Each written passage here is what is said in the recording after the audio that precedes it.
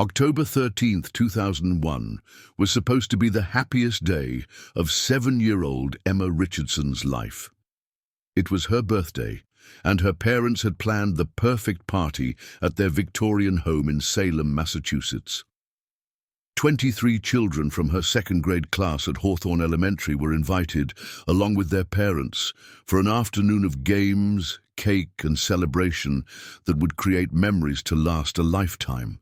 Instead, October 13th became the day that would haunt the Richardson family forever, the day their daughter Emma vanished without a trace in the middle of her own birthday party, surrounded by dozens of witnesses who saw nothing, heard nothing, and could provide no explanation for how a 7-year-old girl could simply disappear from a crowded room. The Richardson family had moved to Salem 3 years earlier, when David Richardson, a software engineer, accepted a position with a tech startup in Boston. His wife, Margaret, was a freelance graphic designer who worked from their home studio. They had purchased the 1880s Victorian house on Chestnut Street because of its character, its proximity to excellent schools, and because Emma had fallen in love with the tower room that would become her bedroom. The house itself was a local landmark, built by Captain Josiah Whitmore, a wealthy merchant who had made his fortune in the China trade. The 3-story home featured elaborate woodwork, stained glass windows, and architectural details that had been lovingly preserved over more than a century. The Richardsons had spent months restoring the property, uncovering original hardwood floors, and carefully maintaining the historical integrity of their new home. Emma Richardson was a bright, outgoing child who had adapted quickly to life in Salem. She loved the stories about the witch trials, enjoyed exploring the historical sites around town, and had made friends easily at her new school. She was particularly fascinated by her tower room, which offered panoramic views of the neighborhood and had become her favorite place to read and play with her dolls. The birthday party had been planned for weeks. Margaret had sent out invitations to Emma's entire class, decorated the house with pink and purple streamers, Emma's favorite colors, and ordered a custom 3-layer chocolate cake from Salem's finest bakery. The cake was adorned with 7 pink candles and featured Emma's name written in elegant purple script across white fondant frosting. The celebration began at 2 p.m. on that sunny October afternoon. Children arrived in groups, dropped off by parents who were invited to stay for coffee and conversation while their children played. The house filled with the sounds of laughter, excited chatter, and the general chaos that accompanies any gathering of 23 7-year-olds. Margaret had organized several activities to keep the children entertained throughout the afternoon.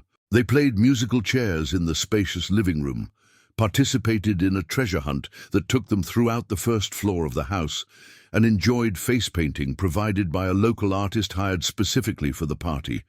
David documented the celebration with his new digital camera, taking dozens of photos of Emma and her friends playing games, opening presents, and enjoying the festivities. In every photo, Emma appeared radiant with joy, wearing the new purple dress her grandmother had sent from California, and a paper crown that proclaimed her birthday princess. At approximately 3:30 p.m., Margaret announced that it was time for cake. The children gathered in the dining room, where the elaborate chocolate cake had been displayed as the centerpiece of the party table. Emma stood at the head of the table, beaming with excitement as her classmates and their parents sang "Happy Birthday" in loud, enthusiastic voices. "Make a wish, sweetheart," Margaret encouraged, as Emma leaned forward to blow out her 7 candles. According to witnesses, Emma closed her eyes tightly, made her wish, and successfully extinguished all 7 candles in one breath, prompting cheers and applause from the assembled guests. What happened next would be debated and analyzed for decades to come. Margaret began cutting the cake while David continued taking photographs. The children were chattering excitedly about their own upcoming birthdays and requesting specific pieces of cake. Parents were engaged in conversations about school activities and weekend plans. It was Sarah Williams, Emma's best friend and classmate, who first noticed that something was wrong. "Where's Emma?" Sarah asked loudly, looking around the dining room with obvious confusion. "Where did the birthday girl go?" Margaret looked up from the cake she was cutting, expecting to see Emma nearby waiting for her first piece. But Emma was nowhere to be seen in the dining room. Margaret called out to her daughter, thinking perhaps she had gone to the bathroom or stepped into another room. "Emma, honey, come get your cake," Margaret called, but there was no response. David stopped taking photographs and began looking through the crowd of children and adults, assuming Emma must be nearby. But as seconds turned into minutes and there was no sign of the birthday girl, a sense of unease began to spread through the party guests. "Emma!" David called more urgently, moving from the dining room into the living room, where some of the younger children were still playing with toys. "Emma, where are you?" Margaret began checking the obvious places: the downstairs bathroom, the kitchen, the front porch, where some parents had stepped outside for fresh air. But Emma was not in any of these locations. Growing more concerned, Margaret and David expanded their search to include the second floor of the house. They checked Emma's beloved tower room, their own bedroom, the guest room, and the upstairs bathroom. They looked in closets, under beds, and in any space large enough for a 7-year-old to hide. But there was no sign of Emma anywhere in the house. By this time, the party guests had become aware that something serious was happening. Parents began helping with the search, checking rooms they had visited earlier, and calling Emma's name throughout the house. Children were asking where the birthday girl had gone and why everyone seemed so worried. "Maybe she went outside to play," suggested Janet Morrison, the mother of one of Emma's classmates. The adults quickly expanded their search to include the backyard, the front yard, and the neighboring properties. They looked behind bushes, in the garage, and in every possible hiding spot around the Richardson property, but Emma was nowhere to be found. In less than 10 minutes, a 7-year-old girl had vanished from her own birthday party, without anyone seeing her leave, without anyone hearing anything unusual, and without any explanation for where she could have gone. David called 911 at 4:15 p.m., exactly 45 minutes after Emma had blown out her birthday candles.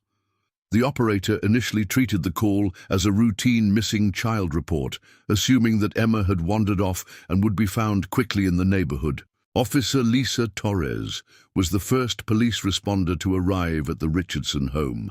She found a house full of confused and increasingly frightened party guests, with parents trying to keep the children calm while the adults continued searching for any sign of Emma.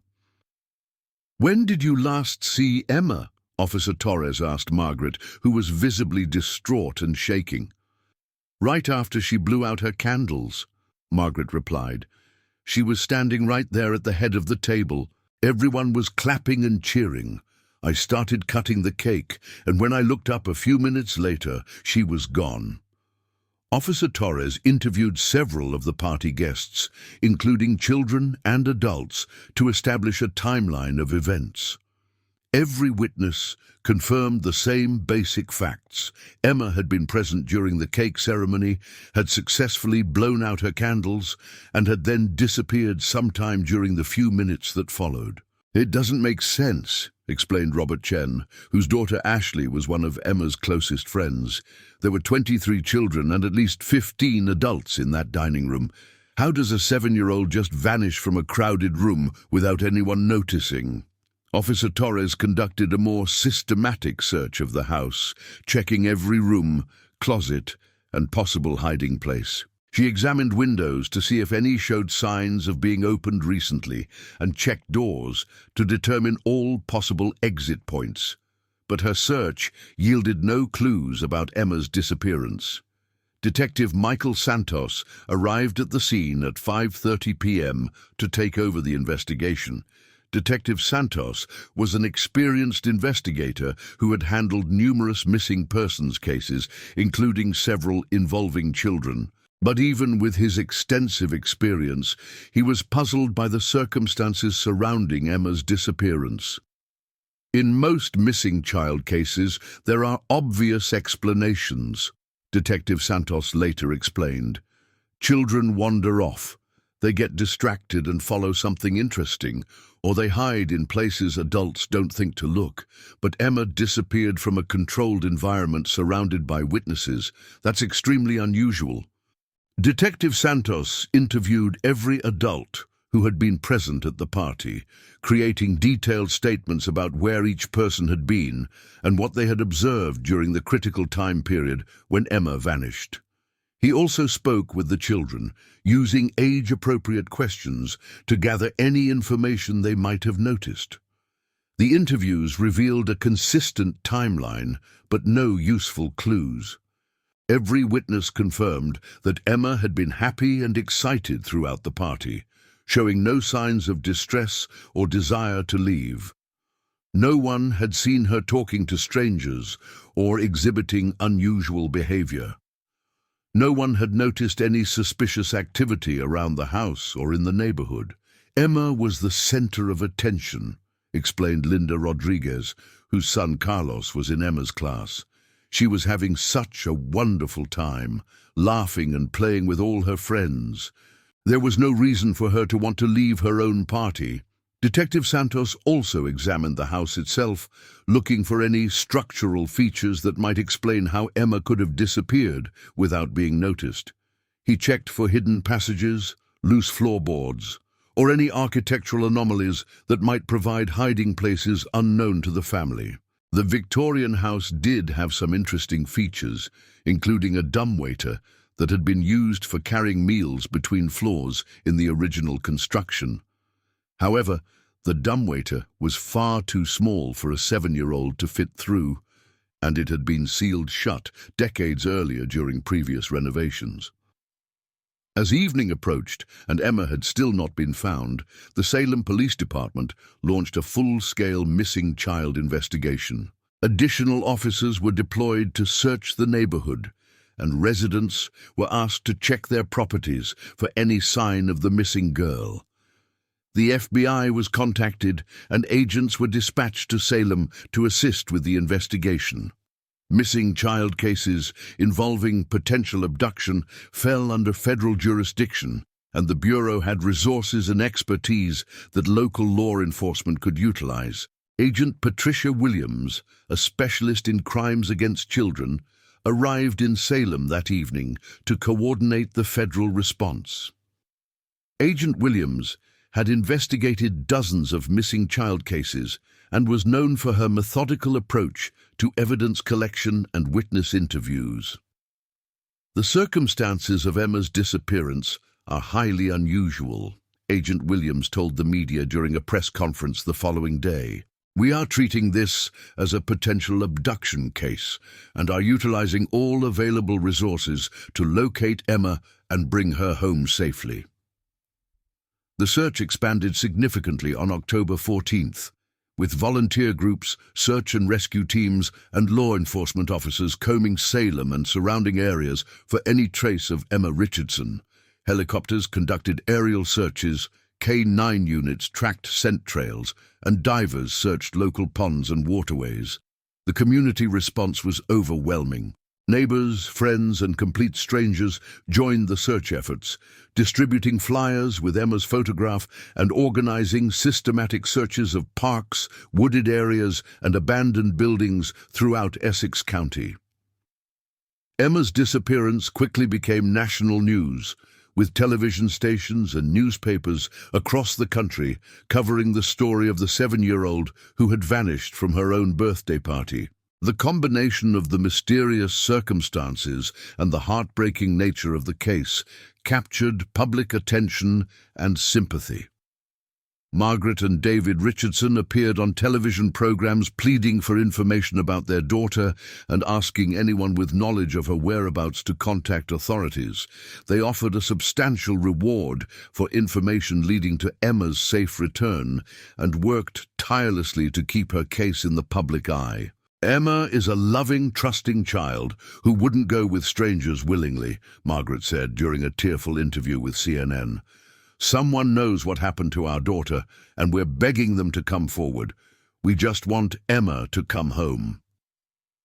Despite the extensive search efforts and national media attention, no credible leads emerged in the days and weeks following Emma's disappearance. There were numerous reported sightings from across the country, but each one was investigated and determined to be either mistaken identity or false reports. The investigation revealed no evidence of forced entry into the Richardson home, no signs of struggle, and no physical evidence suggesting that Emma had been taken against her will. Security cameras in the neighborhood had not captured any suspicious activity, and none of the party guests had noticed anything unusual. "It's as if Emma simply ceased to exist," Detective Santos told reporters after 2 weeks of intensive investigation.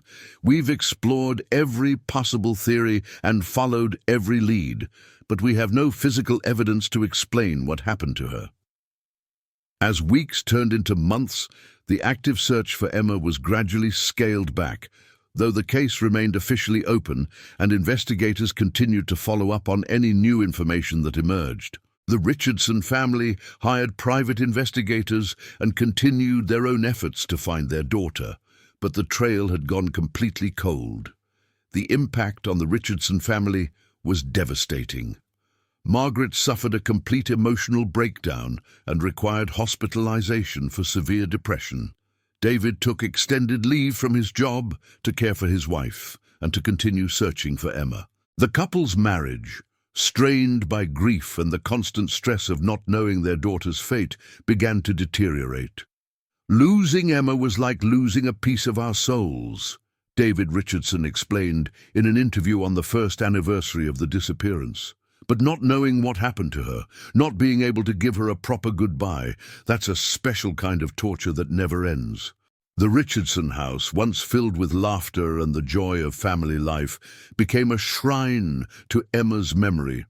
Her tower room was left exactly as it had been on the morning of her 7th birthday, with her toys, books, and clothes arranged just as she had left them. Margaret would spend hours sitting in Emma's room, waiting for her daughter to come home. The case attracted attention from psychics, amateur investigators, and true crime enthusiasts who proposed various theories about what might have happened to Emma. Some suggested supernatural explanations, given Salem's historical association with witch trials and paranormal activity. Others proposed elaborate kidnapping scenarios or family conspiracy theories. Law enforcement remained focused on factual evidence and continued to investigate the case according to standard missing persons protocols. They maintained that while the circumstances were unusual, there was likely a rational explanation for Emma's disappearance that would eventually be discovered. On October 13, 2002, exactly 1 year after Emma's disappearance, the Richardson family held a memorial service at St. Peter's Episcopal Church in Salem.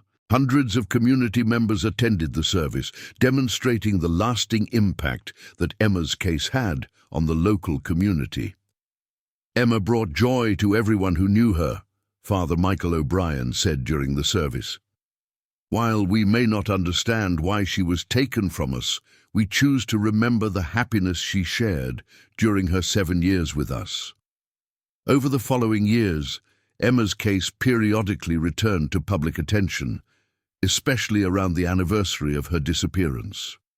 Cold case investigators occasionally reviewed the file, applying new forensic techniques and technologies to the evidence that had been collected. In 2006, the television program America's Most Wanted featured Emma's case, generating hundreds of new tips from viewers across the country. However, none of these leads resulted in any breakthrough information about what had happened to Emma. In 2011, on the 10th anniversary of Emma's disappearance, the Salem Police Department announced that they were conducting a comprehensive review of the case using advanced forensic analysis and computer modeling techniques that had not been available in 2001. "We remain committed to finding answers for the Richardson family," Police Chief Robert Mitchell announced. "Emma's case has never been closed, and we will continue to investigate every lead and utilize every available resource to determine what happened to her." Margaret Richardson had died in 2009. never learning the fate of her daughter.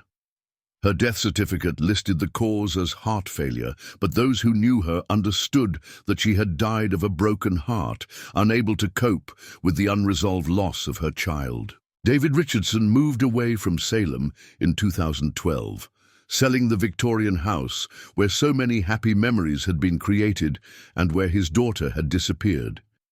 He relocated to California to be closer to his elderly parents, but maintained contact with investigators and continued to hope that someday he would learn what had happened to Emma. The house on Chestnut Street was purchased by a young couple who were aware of its history, but believed they could create new, happier memories in the old Victorian. They respected the Richardson family's tragedy, but also wanted to move forward with their own lives in the beautiful historical home. By 2020, Emma's case had become one of Salem's most famous unsolved mysteries, mentioned in tourist guides and featured in books about unexplained disappearances. While public interest remained high, law enforcement leads had been exhausted, and most observers assumed the case would never be solved.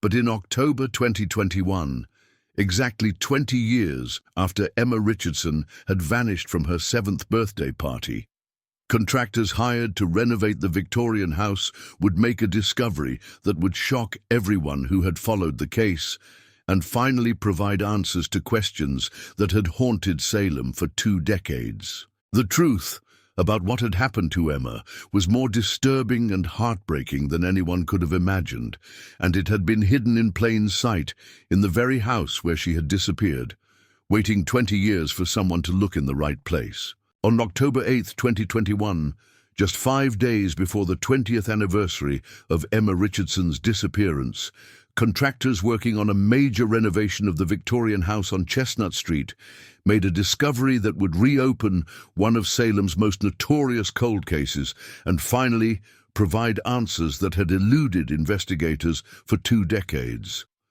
The current owners, Mark and Jennifer Collins, had purchased the house in 2012 from David Richardson and had been living there peacefully for 9 years. They were well aware of the house's tragic history, but had never experienced anything unusual during their time there. In 2021, they decided to undertake a comprehensive renovation that would include updating the electrical system, modernizing the plumbing, and converting the basement into a family recreation room. The renovation project was being overseen by Thompson Construction, a well-established Salem company that specialized in historical home renovations. The crew was led by foreman Jake Thompson, a 3rd-generation contractor whose family had been working on Salem's historic homes for over 60 years. Thompson and his crew had been working on the basement renovation for 3 weeks when they encountered an architectural anomaly that would change everything. While installing new electrical conduits behind the basement walls, they discovered that the house's original blueprints, filed with the city in 1880, showed a room that didn't appear to exist in the current structure. According to these plans, Thompson explained to the Collins family, there should be a storage room approximately 12 feet by 10 feet directly under the main staircase. But when we checked that area, we found only a solid wall with no access point. The blueprints clearly showed that Captain Josiah Whitmore, the original owner, had included a storage room in his design that would have been accessible from the basement. However, at some point in the house's 141-year history, this room had been sealed off and hidden behind what appeared to be part of the foundation wall. Mark Collins, an architect himself, was intrigued by the discovery. "Old houses often have hidden spaces," he told Thompson. "Sometimes rooms were sealed during renovations, or Prohibition-era owners would hide spaces from authorities. Let's see if we can figure out how to access this room." Using ground-penetrating radar equipment borrowed from a colleague who worked in archaeological surveys, Collins confirmed that there was indeed a hollow space behind the basement wall, exactly where the original blueprints indicated. The radar showed that the space was approximately the right size and appeared to contain some kind of objects or furniture. On October 8th, Thompson and his crew carefully removed a section of the wall that appeared to have been bricked up and plastered over decades earlier. The work was delicate, as they wanted to preserve both the historical integrity of the house and whatever might be inside the hidden room. When they finally broke through the wall, Thompson was the first to shine a flashlight into the hidden space. What he saw left him speechless and forced him to immediately stop work and call the authorities. The room was perfectly preserved, as if it had been sealed in a time capsule for decades. The air inside was stale, but remarkably dry, and the contents of the room were in extraordinary condition considering the passage of time. But most shocking of all was what occupied the center of the small space. Sitting on a child-sized table, exactly as it had been left 20 years earlier, was Emma Richardson's 7th birthday cake. The 3-layer chocolate cake with pink candles was completely intact, covered by a glass dome that had protected it from dust and decay. The purple script spelling Emma was still clearly visible on the white fondant frosting. "I've been in construction for 30 years, Thompson later told police, and I've never seen anything like this. It was like stepping into a time machine. Everything in that room was exactly as someone had left it, but it had been sealed for who knows how long. Surrounding the cake were other items that had clearly belonged to Emma. Her favorite doll, several books, a pink backpack, and what appeared to be a small chair sized for a 7-year-old child. The room also contained several boxes of photographs, documents, and personal items that would later prove crucial to understanding what had happened. Thompson immediately called 911, reporting the discovery to Salem police. Within hours, the house was once again swarming with investigators, crime scene technicians, and FBI agents who had never forgotten the Emma Richardson case. Detective Sarah Mitchell, who had taken over the cold case from the now-retired Detective Santos, was among the first law enforcement officers to enter the hidden room. Mitchell had studied Emma's case extensively and had always believed that the answer to the mystery lay somewhere within the Victorian house itself. The preservation of the room and its contents was remarkable, Detective Mitchell later explained. The glass dome over the cake had created an almost hermetic seal, protecting it from air and moisture. But the real question was how this room came to exist and why Emma's birthday cake was inside it. The crime scene team carefully documented every item in the room before removing anything for analysis. Photographs showed the cake in pristine condition, with 7 pink candles still standing upright and the decoration intact. The fondant had hardened over the years, but remained largely unchanged in appearance. FBI forensic specialist Dr. Amanda Rodriguez was called in to examine the scene. Dr. Rodriguez had expertise in time-sensitive evidence analysis and was particularly interested in how organic materials could be preserved under specific environmental conditions. The conditions in this room were almost perfect for preservation, Dr. Rodriguez explained. The space was sealed from outside air, maintained a constant temperature, and had very low humidity. The glass dome over the cake created an additional protective barrier. Under these conditions, organic materials can remain stable for decades. However, the preservation of the cake, while remarkable, was not the most significant discovery in the room. Further examination revealed items that painted a disturbing picture of what had happened in the house during and after Emma's birthday party. Among the photographs found in the room were images that had never been seen by investigators during the original investigation. These photos appeared to have been taken during Emma's birthday party, but they showed areas of the house and activities that party guests had not mentioned in their statements. One photograph showed Emma standing in what appeared to be a basement corridor, wearing her purple birthday dress but looking confused or frightened. Another image showed the hidden room itself, apparently taken before it was sealed, with the birthday cake already placed on the small table. Most disturbing were photographs that appeared to document the construction of the wall that had hidden the room. The images showed someone carefully bricking up the entrance, while the room's contents, including the cake, were already inside. Detective Mitchell immediately recognized the implications of these discoveries.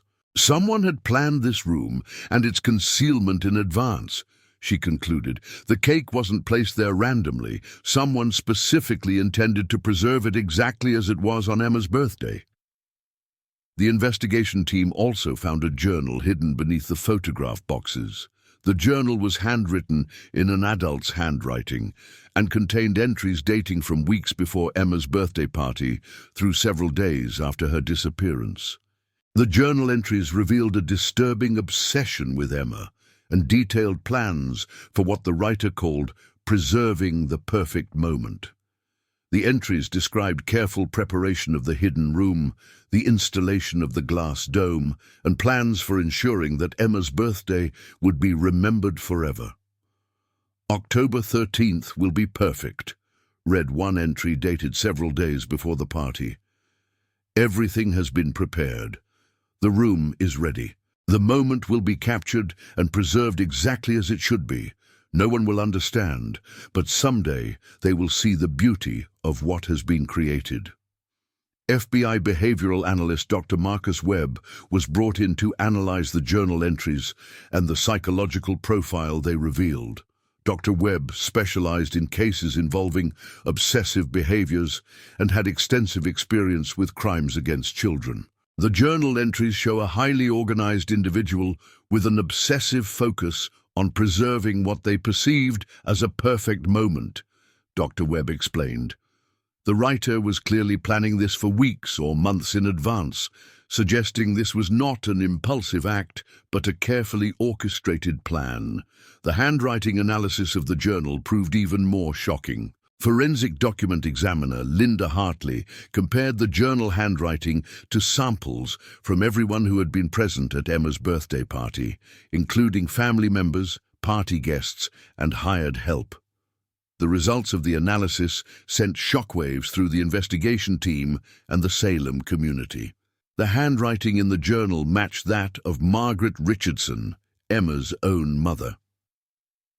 The handwriting comparison was conclusive, Hartley reported. The journal was written by Margaret Richardson. The letter formations, pressure patterns, and specific characteristics were consistent across all samples we analyzed. This revelation forced investigators to completely reconsider everything they thought they knew about Emma's disappearance. Margaret Richardson, who had been viewed as a grieving mother for 20 years, had apparently planned and executed her own daughter's disappearance. Detective Mitchell immediately contacted David Richardson, who was still living in California. The phone call was one of the most difficult she had ever made, as she had to inform a father that his deceased wife appeared to have been responsible for their daughter's disappearance. David's reaction was complete shock and disbelief, Detective Mitchell recalled. He insisted that Margaret could never have harmed Emma, that she had been devastated by the disappearance. But the evidence was undeniable. Further analysis of the hidden room revealed additional disturbing details. Medical examiner Dr. Patricia Gomez was called to examine the space for any biological evidence that might indicate what had happened to Emma herself. Dr. Gomez's examination revealed trace amounts of human DNA on several items in the room, including the chair and some of the clothing. The DNA samples were sent to the FBI laboratory for comparison with DNA from Emma's personal items that had been collected during the original investigation. The DNA analysis confirmed that Emma had been in the hidden room at some point. Hair samples and skin cells found on the chair and clothing items matched Emma's genetic profile. This evidence proved that Emma had not simply vanished into thin air, but had been taken to this secret location. The DNA evidence shows that Emma was physically present in this room, Dr. Gomez reported. The distribution of the samples suggests she was there for an extended period, not just briefly. The investigation team also discovered evidence that the room had been stocked with supplies as if someone had planned for a long-term occupancy. There were containers of preserved food, bottles of water, medical supplies, and even children's books and toys beyond those that had belonged to Emma. Dr. Webb analyzed this evidence and concluded that Margaret Richardson had planned to keep Emma in the hidden room for an extended period. The supplies suggest that the initial plan may not have been murder, but rather a form of kidnapping where the perpetrator intended to keep the child hidden while staging a disappearance. However, the investigation took an even darker turn when Dr. Gomez discovered additional evidence that suggested Emma's time in the hidden room had not gone according to Margaret's plan. Hidden beneath one of the boxes, investigators found a child's clothing that showed signs of distress and struggle. More importantly, they discovered a section of the room's floor that showed evidence of recent disturbance, as if something had been buried and later removed. Ground-penetrating radar confirmed that there was a void in the earth beneath the room, suggesting that something had been interred there and subsequently relocated. The evidence suggests that whatever happened to Emma in this room, it didn't end the way Margaret Richardson had originally planned, Detective Mitchell concluded. The question now is what became of Emma's remains and whether we'll ever be able to give her father the closure he deserves. The discovery of the hidden room and its contents also raised disturbing questions about Margaret Richardson's mental state and her motivations for orchestrating such an elaborate deception. Investigators began reviewing medical records and interviewing people who had known Margaret to understand what might have driven her to such extreme actions. Dr. Jennifer Stevens, who had been Margaret's therapist following Emma's disappearance, was contacted by investigators. Dr. Stevens had been bound by doctor-patient confidentiality during Margaret's lifetime, but with her death and the criminal investigation, she was able to provide insights into Margaret's psychological state. Margaret had been struggling with severe depression and anxiety about Emma growing up and eventually leaving home, Dr. Stevens revealed. She had expressed fears about Emma starting school, making friends, and becoming independent. There was an unhealthy obsession with keeping Emma as her little girl forever. This psychological profile aligned with the evidence found in the hidden room and the journal entries. Margaret appeared to have believed that by preserving Emma's 7th birthday, she could keep her daughter in a state of childhood innocence forever. The journal entries became increasingly disturbing as investigators read through the complete sequence. Margaret had written extensively about her plans to keep Emma in the hidden room until the world was safe for children again. She had apparently believed that she was protecting Emma from growing up in a dangerous world. The entries show a progression of delusional thinking, Dr. Webb explained. Margaret Richardson was not simply a grieving mother. She was someone who had developed a severe psychological disorder that led her to believe that kidnapping her own daughter was an act of love and protection. The final journal entry, dated 3 days after Emma's disappearance, was perhaps the most disturbing of all. It suggested that Margaret's plan had gone catastrophically wrong and that she had been forced to make decisions that she hadn't anticipated. She wasn't supposed to fight, the entry read. She was supposed to understand that this was for her own good, but she kept crying and asking for Daddy. I had to make her sleep. I had to make her peaceful. But now she won't wake up. What have I done? This entry, combined with the physical evidence found in the room, suggested that Emma had died while being held in the hidden space, possibly from sedatives or other substances that Margaret had used to keep her quiet. The investigation team conducted extensive searches of the property and surrounding areas, looking for Emma's remains. They used cadaver dogs, ground-penetrating radar, and excavation equipment to search every possible location where Margaret might have hidden her daughter's body. The search focused particularly on the Richardson property itself, including the garden areas where Margaret had spent considerable time after Emma's disappearance. Neighbours recalled that Margaret had done extensive landscaping work in the months following the party, claiming that gardening helped her cope with grief. In November 2021, the search finally yielded results. Cadaver dogs detected human remains buried beneath a rose garden that Margaret had planted in the spring of 2002, 6 months after Emma's disappearance. The remains were carefully excavated by forensic anthropologist Dr. Lisa Chen, who specialized in the recovery and analysis of skeletal remains. The excavation was conducted with extreme care to preserve any evidence that might provide additional information about Emma's death. The remains were confirmed to be those of Emma Richardson through dental records and DNA analysis. Dr.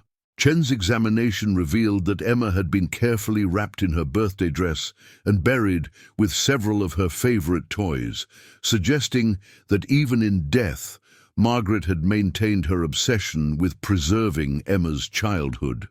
The burial was conducted with care and apparent reverence, Dr. Chen reported. This was not the hasty disposal of a body, but rather what appears to have been a ritualistic burial by someone who believed they were showing love and respect.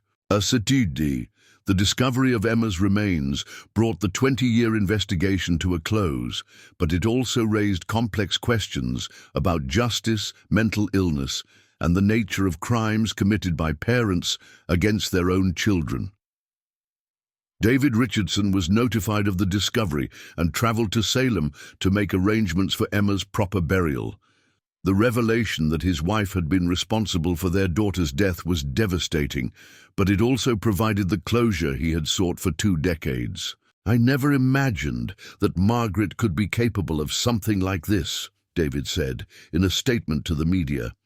"But at least now I know what happened to Emma, and I can finally lay her to rest properly."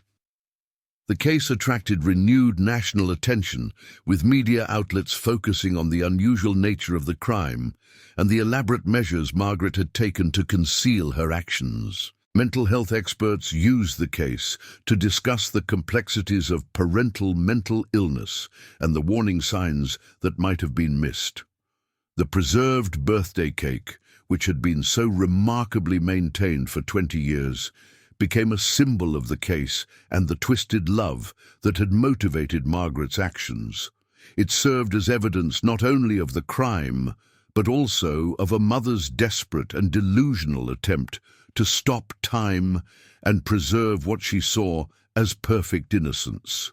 As the investigation concluded and Emma was finally laid to rest, the Victorian house on Chestnut Street stood as a reminder that even the most beautiful homes can harbor the darkest secrets, and that sometimes the truth takes decades to emerge from the shadows where it has been carefully hidden.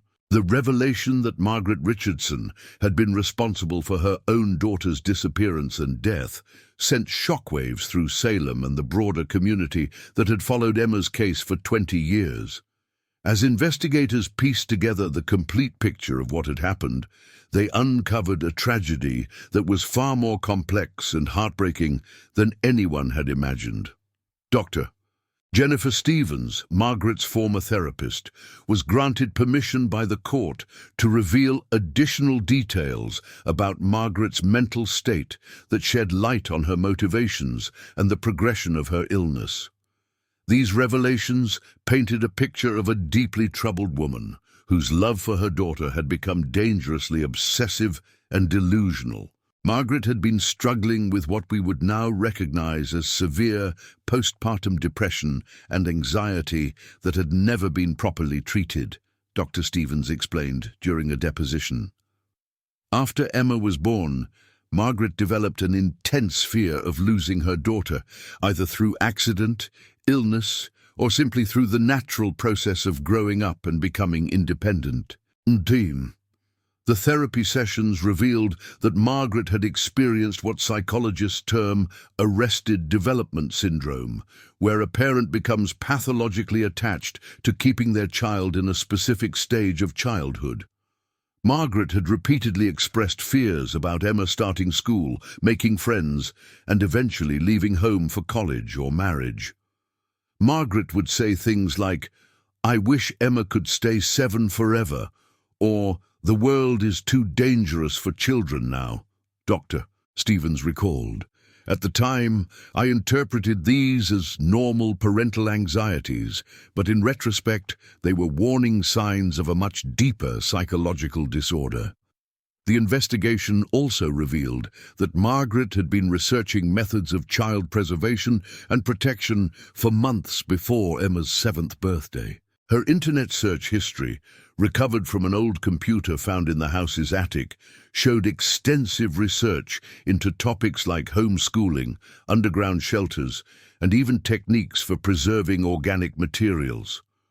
Dr. Marcus Webb, the FBI behavioral analyst, concluded that Margaret had been planning Emma's disappearance for at least 6 months before the birthday party. The hidden room wasn't constructed hastily, Dr. Webb explained. The planning, the supplies, the preservation techniques, all of this required extensive preparation and forethought.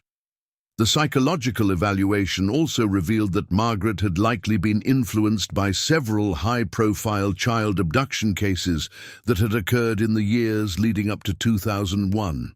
The cases of JonBenet Ramsey, Polly Klaas, and other children who had been murdered by strangers had apparently triggered Margaret's protective instincts to an extreme degree. Margaret had become convinced that the only way to protect Emma was to remove her from a world that she perceived as increasingly dangerous for children, Dr. Webb continued.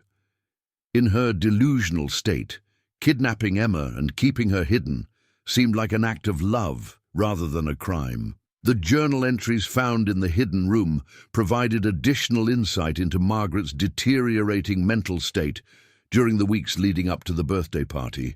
Her writing showed increasingly paranoid thoughts about neighbors, teachers, and even family members who might corrupt or steal Emma's innocence. She wrote extensively about preserving Emma's pure childhood, Detective Mitchell explained.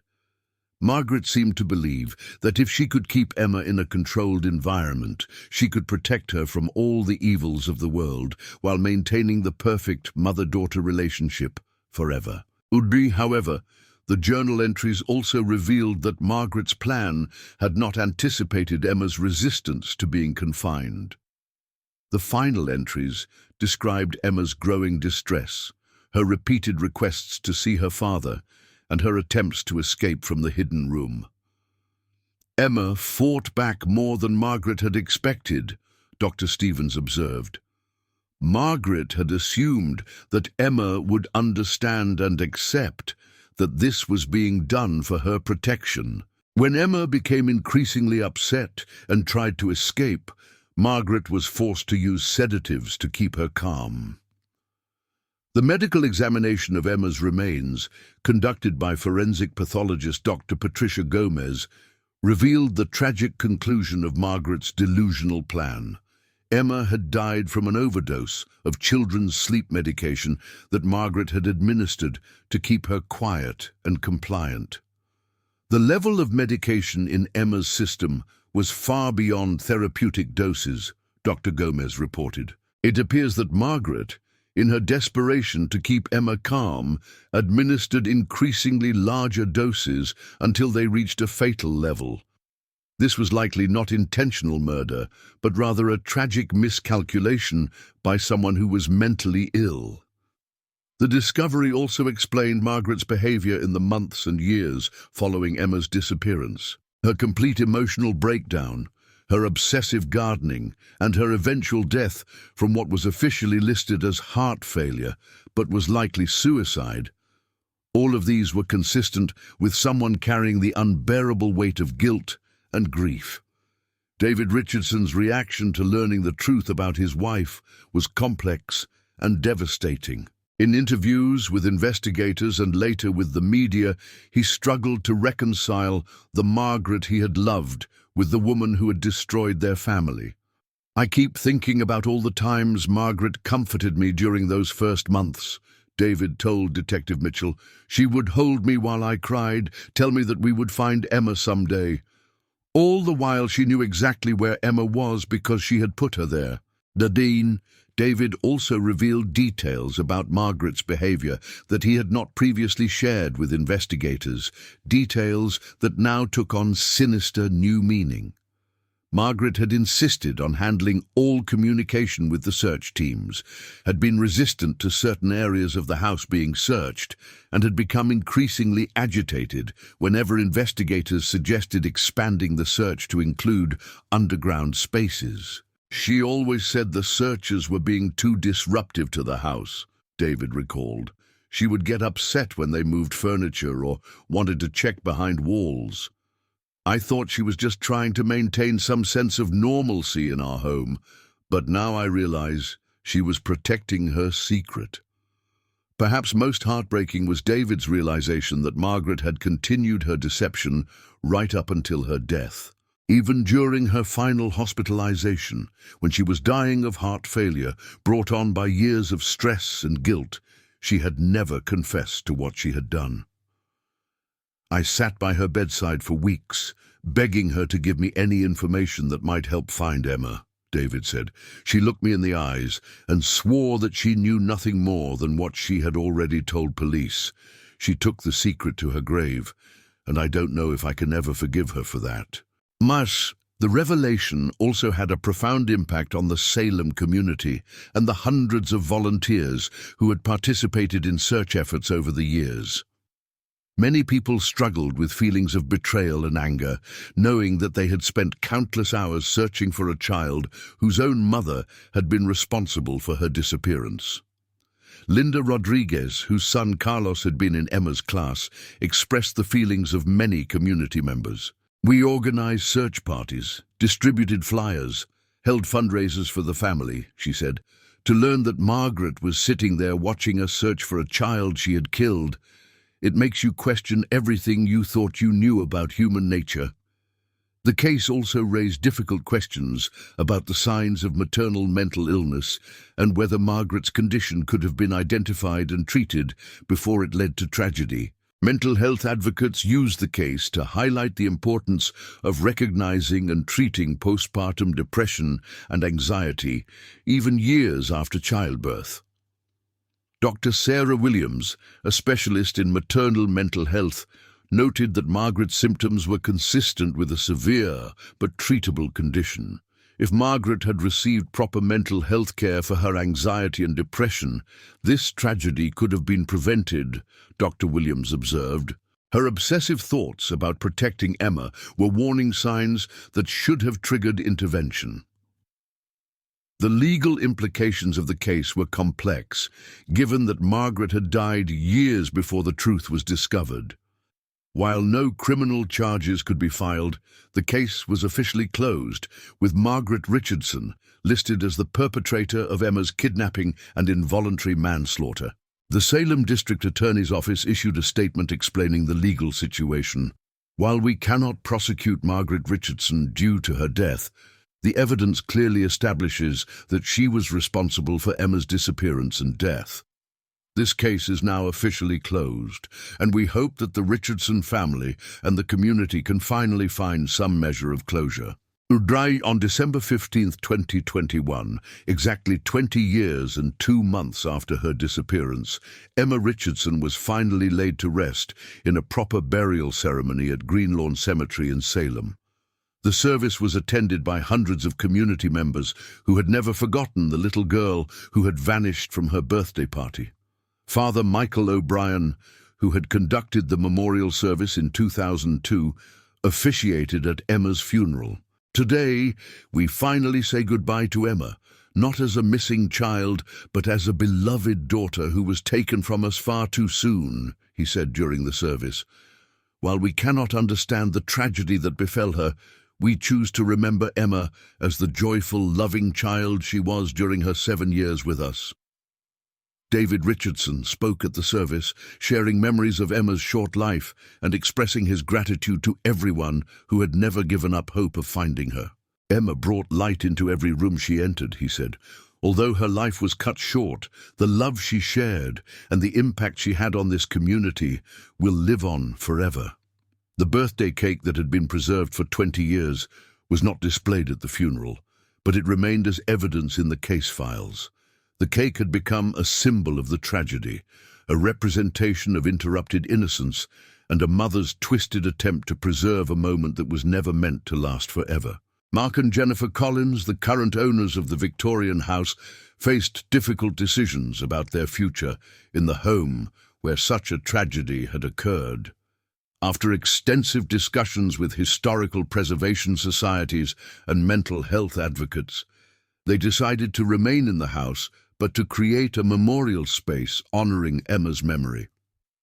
"We believe that the house itself is not evil," Jennifer Collins explained. "What happened here was the result of untreated mental illness, not supernatural forces. We want to ensure that Emma's memory is honored and that this tragedy serves as a reminder of the importance of mental health awareness." The hidden room where Emma had been kept was permanently sealed, but not before mental health professionals and law enforcement officials studied it extensively to better understand how such crimes could be prevented in the future. The room became a case study in criminal psychology and was featured in training materials for social workers, teachers, and healthcare providers. The case also led to changes in how missing child investigations are conducted, particularly in cases involving family members. The Salem Police Department instituted new protocols requiring more thorough psychological evaluations of family members and more extensive searches of family properties, including the use of ground-penetrating radar and structural analysis. Emma's case taught us that we cannot always assume that family members are above suspicion, Detective Mitchell explained. While the vast majority of parents are genuinely devastated when their children go missing, we now know that we need to investigate all possibilities, no matter how unlikely they may seem. The anniversary of Emma's disappearance, October 13th, became an annual day of remembrance in Salem, with events focused on mental health awareness and child safety. The Emma Richardson Foundation was established to provide mental health resources for parents struggling with anxiety and depression, with the goal of preventing similar tragedies. Dr. Stevens, Margaret's former therapist, became a prominent advocate for improved mental health screening and treatment for new mothers. Margaret's case shows us how untreated mental illness can escalate into tragedy, she said. "If we can identify and treat these conditions early, we can save lives and prevent the destruction of families." The case also sparked academic interest in the psychology of maternal obsession and the factors that can transform protective instincts into dangerous behaviors. Universities began studying the Richardson case as an example of how mental illness can manifest in unexpected ways, even in seemingly loving and stable families. In 2022, a year after Emma's remains were discovered, Salem opened the Emma Richardson Memorial Garden in Forest River Park. The garden features a playground designed for children Emma's age, with a plaque dedicating the space to her memory and to all children who have been victims of family violence. The Memorial Garden became a place where families could bring their children to play, while reflecting on the importance of protecting childhood innocence through proper mental health care, rather than through harmful isolation. The garden serves as a living reminder that the best way to preserve children's happiness is to ensure that the adults responsible for their care are mentally and emotionally healthy.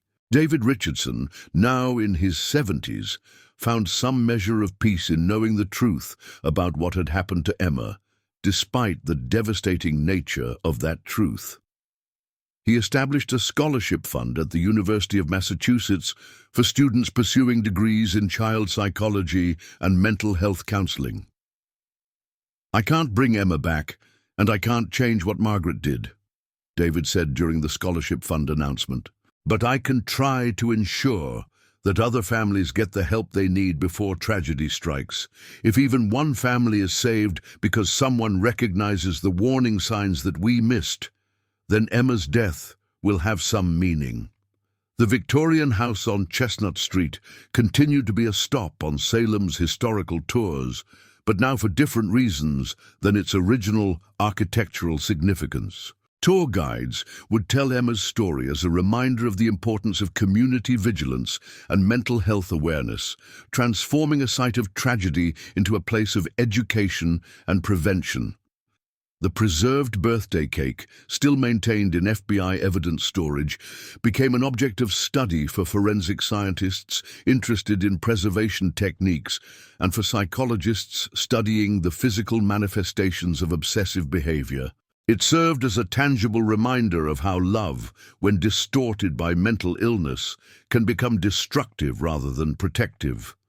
5 years after the truth was revealed, Salem had transformed the tragedy of Emma Richardson into a force for positive change. The case had led to improved mental health resources, better investigative techniques, and increased awareness of the warning signs of dangerous parental obsession.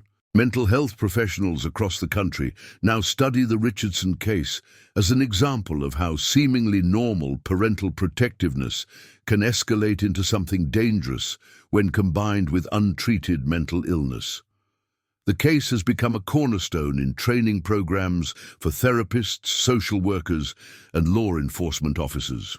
Emma's story is heartbreaking, but it has also saved lives, explained Dr. Williams, who has written extensively about the case. We've identified dozens of cases where parents showing similar warning signs were able to get help before their protective instincts became harmful. Emma's legacy is that her death has prevented other tragedies. The house on Chestnut Street stands today as both a beautiful example of Victorian architecture and a somber reminder that evil can hide behind the most innocent facades. The Collins family has lived there peacefully for over a decade since the discovery, proving that a place marked by tragedy can still be a home filled with love and life. Emma Richardson's story became one of Salem's most famous cases, not because of supernatural elements or unexplained mysteries, but because it revealed a very human tragedy that could have been prevented with proper mental health care and community support. Her case serves as a reminder that the real monsters are not supernatural beings, but the mental illnesses that can transform loving parents into perpetrators of unthinkable crimes. The birthday cake that was meant to celebrate 7 years of life became a symbol of life interrupted, but also of the importance of preserving not just moments of happiness, but the mental health and well-being that make those moments possible. Emma's legacy lives on, not in a preserved cake, but in the lives that have been saved through increased awareness and treatment of maternal mental illness. In the end, Emma Richardson's story is not just about a child who disappeared from her birthday party, but about a community that learned to recognize the difference between protective love and dangerous obsession, ensuring that other children would never suffer the same fate as the little girl whose birthday cake was preserved for 20 years in a hidden room, waiting to tell its tragic tale. Today, when children in Salem celebrate their birthdays, parents and caregivers are more aware than ever of the importance of their own mental health in protecting their children's futures. Emma's story has become a reminder that the greatest gift parents can give their children is not perfect preservation of innocence, but the emotional stability and mental wellness that allow childhood joy to flourish naturally and safely. The case of Emma Richardson stands as proof that sometimes the most important mysteries are not those involving supernatural forces or criminal masterminds, but those involving the human heart and mind, and the tragic things that can happen when love becomes twisted by untreated illness into something unrecognizable and destructive.